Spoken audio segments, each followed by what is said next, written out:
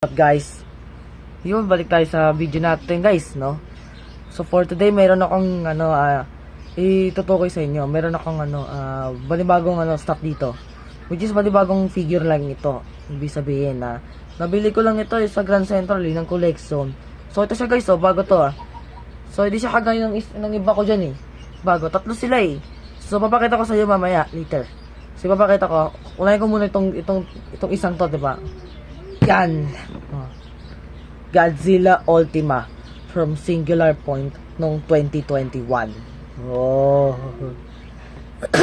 Siya si guys, kitsi. Hindi niyo nakikilala to. Ito si Godzilla Ultima, no? Sa Singular Point.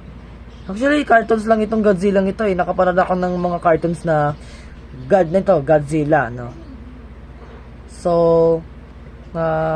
ibig sabihin, kaya ako nakita na merong cartoons palang ganito, Godzilla. Okay guys, so i-review na natin. Okay, ready na kayo? Okay.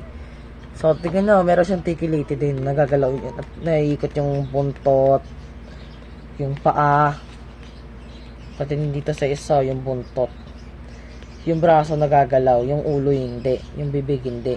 Ayun na. I bought this guy on collection. Nabili ko sa collection kanina pa So, ganda ng buntot no? Paputi May nga. Teka. Labang ko Okay lang yung smell? Okay lang smell. Okay. It's just okay the smell, okay. Ang ganda ng amoy, no? Ganda. Okay. Ngayon, comparison na natin. Okay. Okay guys, that's it. Yun na yun. Ito na yun. Okay. So, paalam na sa inyo guys. Babalik na ako sa new video nito para sana magustuhan nyo to guys. Sige guys, paalam na ako.